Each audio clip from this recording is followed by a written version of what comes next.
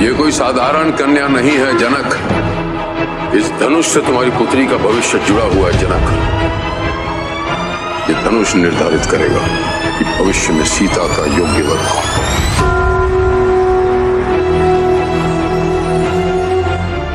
इस क्षण से लेकर मृत्यु जब तक हमें अलग ना कर दे। दोस्तों, पिछली वीडियो में श्री राम आदि पुरुष क्यों कहलाए ये बताने के बाद इस वीडियो में आदि पुरुष के मायने क्या होने वाले हैं इस पे बात करेंगे। दोस्तों, अत्रि को राक्षसों से मुक्ति दिलाने के बाद वे दंडकारण्य क्षेत्र में चले गए। दंडकारण्य मध्य प्रदेश के छत्तीसगढ़ में स्थित है। इसका मतलब है दंडक प्लस अरण्य। दंडक वन है। ये प्राचीन भारत का एक ऐसा क्षेत्र था। दंडकारण्य में छत्तीसगढ़, उड़ीसा एवं आंध्र प्रदेश राज्यों के हिस्से शामिल हैं। इसका विस्तार उत्तर से दक्षिण तक करीब 320 किलोमीटर तथा पूर्व से पश्चिम तक लगभग 480 किलोमीटर है। दंडकारण्य का सामान्य अर्थ दंड देने वाला जंगल होना चाहिए। लोगों द्वारा कहा जाता है कि ये जंगल कई भयानक जंतुओं और देश निकाला दिए गए लोगों का घर था। ये परंपरा आज भी कायम है। आज भी ऐसा लगता है कि यहाँ के लोगों को देश निकाला दिया गया है। खूबसूरती, संसाधनों और आदिवासी संस्कृति से सराबोर होने के बावजूद ये जंगल माओवाद प्रभावित क्षेत्र के नाम से जाना जाता है। इन जंगलों में गोंड जैसे आदिवासी समुदाय रहते हैं और पहले भी जब श्री राम यहाँ रहने आए थे तो आदिवासियों की बहुलता थी। यहाँ श्री राम आदिवासियों को बाणासुर के अत्याचार से मुक्त कराने के बाद वे 10 वर्षों तक आदिवासियों के बीच में ही रहे। यहाँ पर उनकी जटायु से मुलाकात हुई थी जो उनका मित्र था। जब रावण सीता को हरण करके ले गया था तब सीता की खोज करने में श्री राम का पहला सामना शबरी से हुआ था। इसके बाद वानर जाति के हनुमान और सुग्रीव से उनका सामना हुआ था। दोस्तों, इसी जंगल क्षेत्र में रहकर श्री राम ने अखंड भारत के सभी दलितों को अपना बनाया और उनको श्रेष्ठ धर्म, अर्थ, काम और मोक्ष की शिक्षा दी। भारतीय राज्य तमिलनाडु, महाराष्ट्र, आंध्र प्रदेश, मध्य प्रदेश, केरल, कर्नाटक सहित Nepal, Laos, Kampuchea, Malaysia, Cambodia, Indonesia, Bangladesh, Bhutan, Sri Lanka, Bali, Java, Sumatra और थाईलैंड आदि देशों की लोक संस्कृति व ग्रंथों में आज भी श्री राम इसीलिए जिंदा है। श्री राम ऐसे पहले व्यक्ति थे जिन्होंने धार्मिक आधार पर संपूर्ण अखंड भारत के दलित और आदिवासियों को एकजुट कर दिया था। इस संपूर्ण क्षेत्र के आदिवासियों में श्री राम और हनुमान को सबसे ज्यादा पूजनीय इसलिए भी माना जाता है क्योंकि उन्होंने उन्हें जीने का आशय समझाया। लेकिन ब्रिटिश काल में ईसाइयों ने भारत के इसी हिस्से में धर्म बदलने का आंदोलन चलाया और श्री राम को दलितों से काटने के लिए सभी तरह की साजिश की जो आज भी जारी है। लेकिन कई लोगों का ये मानना था कि श्री राम भगवान नहीं, सामान्य पुरुष है जिन पर फिल्म बनाना बेवकूफी है। तो जब भी कोई अवतार जन्म लेता है तो उसके कुछ चिन्ह या लक्षण होते हैं और उसके अवतार होने की गवाही देने वाला कोई होता है। श्री राम ने जब जन्म लिया तो उनके चरणों में कमल के फूल अंकित थे जैसा कि श्री कृष्ण के चरणों में थे। श्री राम के साथ हनुमान जैसा सर्वशक्तिमान देव का होना इस बात की सूचना देता है कि श्री राम भगवान थे। दोस्तों, रावण जैसा विद्वान और मायावी क्या एक सामान्य पुरुष के हाथों मारा जा सकता है? इन सबको छोड़ भी दें तो ब्रह्मर्षि वशिष्ठ और विश्वामित्र ने इस बात की पुष्टि की है कि श्री राम सामान्य पुरुष नहीं, भगवान है और वो भी विष्णु के अवतार। और ये पहले राजा थे जिन्होंने हिंदू धर्म की स्थापना की, जिन्होंने हिंदू धर्म की नींव रखी।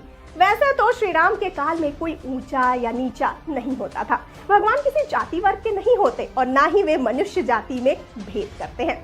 दोस्तों, रामायण काल में जातिगत जो भिन्नता थी वो मनुष्यों के रंग, रूप और आकार को लेकर थी। जैसे वानर, ऋक्ष, रक्ष और किरात जातियां मनुष्य से भिन्न थी। केवट, शबरी, जटायु, सुग्रीव और संपाति आदि से राम के संबंध दर्शाते हैं कि उस काल में ऐसी कोई जातिगत भावना नहीं थी जो आज हमें देखने को मिलती है। हनुमान जी के गुरु मतंग ऋषि आज की जातिगत व्यवस्था अनुसार तो दलित ही कहलाएंगे। दोस्तों, श्री राम ने 14 वर्ष वन में रहकर भारत भर में भ्रमण कर भारतीय आदिवासी, जनजाति, पहाड़ी और समुद्री लोगों के बीच सत्य, प्रेम, मर्यादा और सेवा का संदेश फैलाया। यही कारण रहा है कि श्री राम जब रावण से युद्ध किए तो सभी तरह की वनवासी और आदिवासी जातियों ने श्री राम का साथ दिया, जिसकी वजह से श्री राम को आदि पुरुष कहा जाने लगा। लेकिन सवाल ये उठता है दोस्तों कि श्री राम द्वारा जल समाधि लेने की घटना को हिंदू दलितों का धर्म बदलने वाले आलोचकों ने आत्महत्या करना बताया। जी हाँ, मध्यकाल में ऐसे बहुत से साधु हुए जिन्होंने जिंदा रहते हुए सभी के सामने धीरे धीरे देह छोड़ दिया और फिर उनकी समाधि बनाई गई। राजस्थान के महान संत बाबा रामदेव यानी रामपीर ने जिंदा समाधि ले ली थी। तो क्या हम ये कहें कि उन्होंने आत्महत्या यानी सुसाइड कर लिया? दोस्तों, अयोध्या आगमन के बाद श्री राम ने कई वर्षों तक अयोध्या का राजपाट संभाला और इसके बाद गुरु वशिष्ठ व ब्रह्मा ने उनको संसार से मुक्त हो जाने का आदेश दे दिया। एक घटना के बाद उन्होंने जल समाधि ले ली थी। दोस्तों, सरयू नदी में श्री राम ने जल समाधि ले ली थी। रामायण की कथा में सरयू अयोध्या से होकर बहती है, जिसे दशरथ की राजधानी और श्री राम की जन्मभूमि माना जाता है। सरयू नदी अन्य नाम जैसे घाघरा, सरजू, शारदा हिमालय से निकलकर उत्तरी भारत के गंगा मैदान में बहने वाली नदी है, जो बलिया और छपरा के बीच में गंगा में मिल जाती है। सरयू नदी की प्रमुख सहायक नदी राप्ती है, जो इसमें उत्तर प्रदेश के देवरिया जिले के बरहज नामक स्थान पर मिलती है।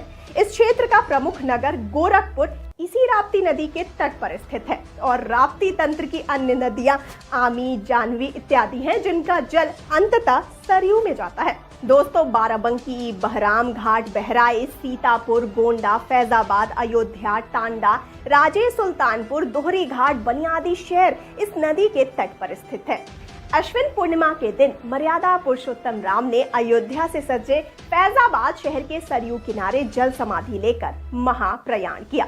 श्री राम ने सभी की उपस्थिति में ब्रह्म मुहूर्त में सरयू नदी की ओर वो चल दिए। उनके पीछे उनके परिवार के सदस्य भरत, शत्रुघ्न, उर्मिला, मांडवी और श्रुतकीर्ति भी थे।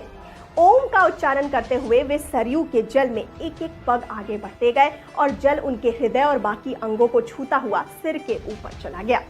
दोस्तों, यमराज ये जानते थे कि भगवान की इच्छा के बिना भगवान न तो स्वयं शरीर का त्याग करेंगे और न शेषनाग के अवतार लक्ष्मण जी। ऐसे में यमराज ने एक चाल चली। एक दिन हुआ क्या कि यमराज किसी विषय पर बात करने भगवान श्री राम के पास आ पहुंचे। भगवान श्री राम ने जब यमराज से आने का कारण पूछा तो यमराज ने कहा कि आपसे कुछ जरूरी बातें करनी है मुझे। भगवान श्री राम ने यमराज को पहले अपने कमरे में ले गए। यमराज ने कहा कि मैं चाहता हूं कि जब तक मेरी और आपकी बात खत्म ना हो, उस बीच उस कक्ष में कोई भी ना आए। यमराज ने अपनी बात को आगे बढ़ाते हुए कहा कि अगर कोई इस बीच आ जाता है तो आप उसे मृत्यु दंड देंगे। भगवान श्री राम ने यमराज की बात मान ली और ये सोचकर कि लक्ष्मण उनके सबसे आज्ञाकारी हैं, इसीलिए उन्होंने लक्ष्मण जी को पहरे पर लगा दिया। दोस्तों, हुआ क्या कि यमराज जी और राम जी की बात अभी चल ही रही थी। उसी समय अचानक दुर्वासा ऋषि अयोध्या पहुंच गए और श्री राम जी से तुरंत मिलने की इच्छा जताई। लक्ष्मण जी ने कहा कि भगवान श्री राम अभी यमराज जी के साथ विशेष चर्चा कर रहे हैं। भगवान की आज्ञा है कि जब तक उनकी बात समाप्त नहीं हो जाए कोई उनके कक्ष में नहीं आए, इसीलिए आपसे अनुरोध है कि आप कुछ समय प्रतीक्षा कर लीजिए। दोस्तों, ऋषि दुर्वासा लक्ष्मण जी की बातों से अत्यंत क्रोधित हो उठे और उन्होंने कहा कि अभी जाकर राम से कहो कि मैं उनसे मिलना चाहता हूँ, अन्यथा मैं पूरी अयोध्या को नष्ट करने का शाप दे दूंगा। लक्ष्मण जी ने सोचा कि उनके प्राणों से अधिक महत्व उनके राज्य और उनकी जनता का है, इसीलिए अपने प्राणों का मोह छोड़कर लक्ष्मण जी भगवान राम के कक्ष में चले गए। दोस्तों, भगवान राम लक्ष्मण को सामने देखकर हैरान हो गए और परेशान भी हो गए। भगवान श्री राम ने लक्ष्मण से पूछा कि ये जानते हुए भी कि इस समय कक्ष में प्रवेश करने वाले को मृत्यु दंड दिया जाएगा तो मेरे कक्ष में क्यों आए हो? क्या ऐसा कारण आन पड़ा तुम्हें? लक्ष्मण जी ने कहा कि दुर्वासा ऋषि आपसे अभी तुरंत मिलना चाहते हैं। उनके हठ के कारण मुझे अभी कक्ष में आना पड़ा। श्री राम जी यमराज से अपनी बात पूरी करके जल्दी से ऋषि दुर्वासा से मिलने पहुंचे। यमराज अपनी चाल में सफल हो चुके थे। श्री राम जी ने यमराज से कहा कि आप अपने वचन के अनुसार लक्ष्मण को मृत्यु दंड दीजिए। भगवान श्री राम अपने वचन से मजबूर थे। श्री राम जी सोच में थे कि अपने प्राणों से भी प्रिय भाई को कैसे मृत्यु दंड दिया जाए। दोस्तों, श्री राम जी ने अपने गुरु वशिष्ठ जी से इस विषय पर बातचीत की तो गुरु ने ये कहा कि अपनों का त्याग मृत्यु दंड के समान होता है, इसीलिए आप लक्ष्मण को अपने से दूर कर दीजिए। ये उनके लिए मृत्यु दंड के बराबर ही सजा होगी। जब राम जी ने लक्ष्मण को अपने से दूर जाने के लिए कहा तो लक्ष्मण जी ने कहा कि आपसे दूर जाकर तो यूं भी मैं मर ही जाऊंगा, इसलिए अब मेरे लिए उचित यही है कि मैं आपके वचन की लाज रखूं। लक्ष्मण जी भगवान राम को प्रणाम करके राजमहल से चल पड़े और सरयू नदी में जाकर जल समाधि ले ली। इस तरह श्री राम और लक्ष्मण दोनों ने अपने अपने वचनों और कर्तव्यों का पालन किया। ये एक और कारण था जो श्री राम को आदि पुरुष बनाता है। इसीलिए कहते हैं ना, रघुकुल रीत सदा चली आई, प्राण जाए पर वचन न जाए।